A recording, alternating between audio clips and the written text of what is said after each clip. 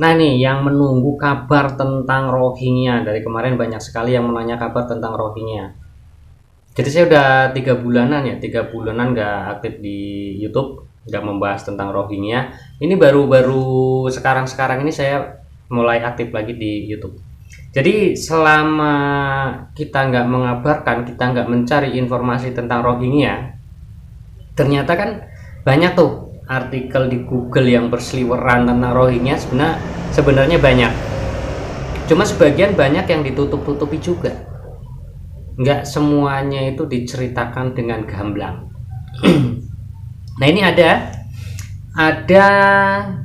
berita di bulan Mei kemarin, ternyata selama kita nggak mencari informasi tentang Rohingya dan pemberitaan tentang Rohingya itu sepi, ternyata mereka itu yang dari Aceh pergilah ke Pekanbaru.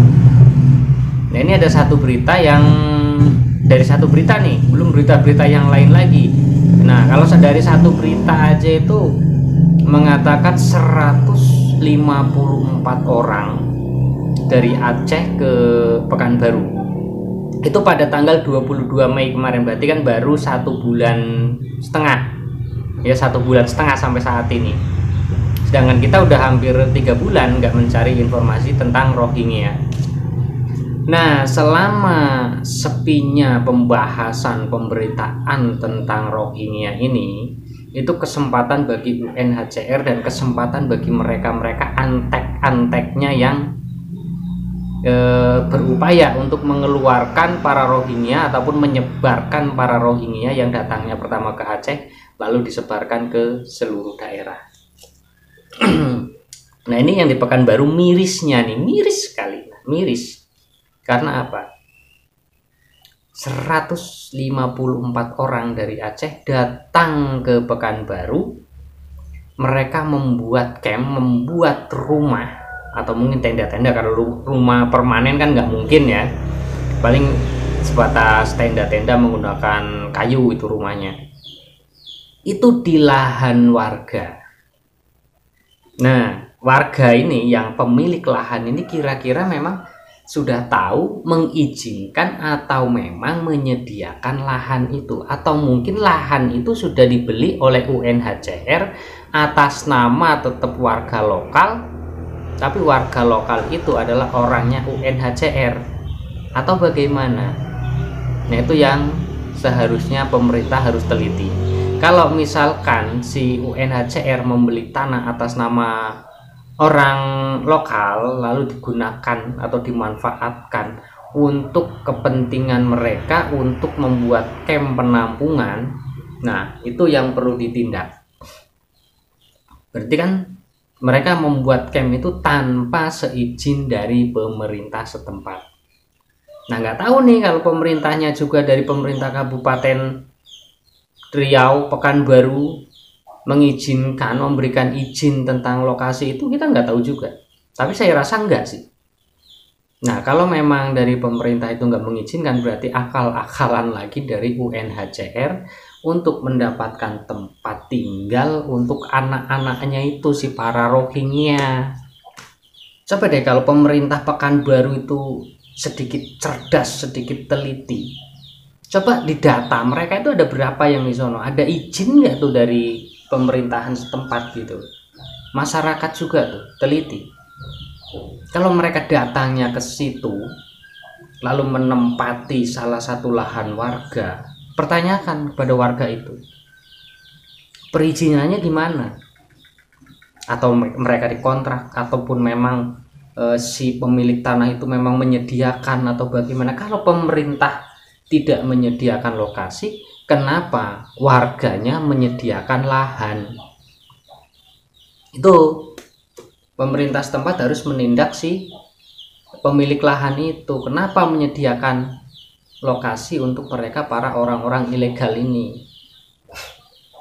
Dan jumlahnya nggak main-main, jumlahnya 154 orang itu dari satu berita. Kalau berita lain lagi nanti kita cari, bisa jadi ribuan orang yang ada di satu titik itu. Lama-lama lahan itu jadi perkampungannya orang Rohingya. jadi perkampungan asli di situ. Sekarang gini, misalkan dari 100, kita bicara kecilnya aja nih ya, dari 154 orang itu misalkan dalam satu keluarga itu memiliki 4, berarti 150 dibagi 4 itu berapa? Taruhlah 40 keluarga, 40 kepala keluarga di situ. Berarti mereka membuat camp atau rumah itu jumlahnya 40, itu dari kita menghitung kecilnya. Nah, kalau misalkan dari pemberitaan lain itu ada lagi nih tambahan karena memang di artikelnya itu beda-beda. Di tanggal ini yang kita bicarakan satu kedatangan di tanggal 22 Mei.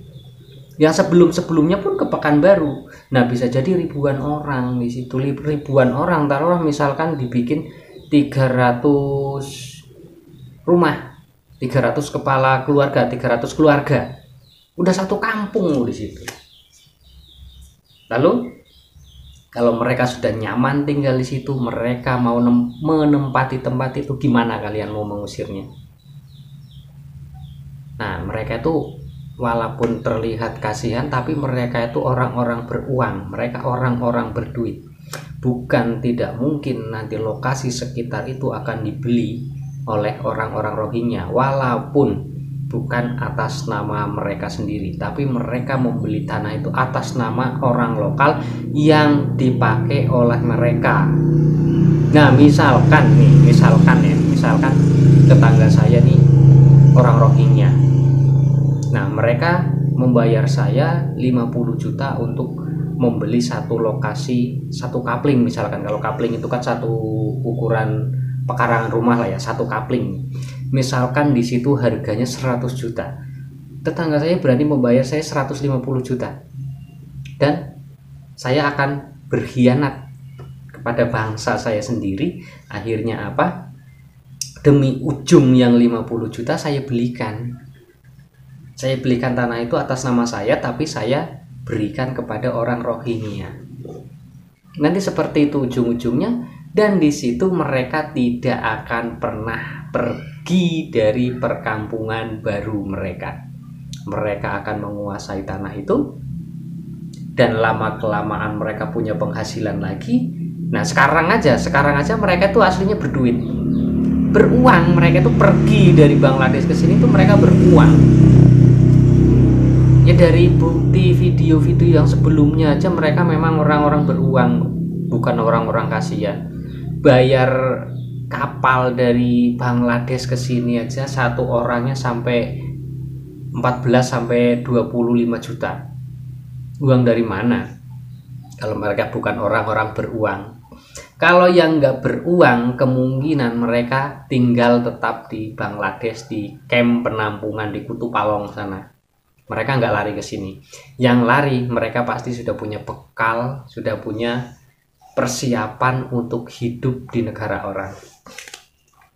Ya, misalkan mereka punya ATM, misalkan ATM itu dititipkan ke UNHCR. Setelah nanti mereka punya lahan di sini, harta mereka diambil lagi atau diberikan oleh UNHCR kepada mereka. Lama-lama apa? Tanah Sumatera nanti di 50 tahun yang akan datang, warganya itu setengahnya itu orang Rohingya semua. UNHCR bisa menguasai tanah Sumatera melalui orang-orang Rohingya. Nah, mungkin seperti itu. Jadi pendapat kalian seperti apa? Silahkan tulis di kolom komentar.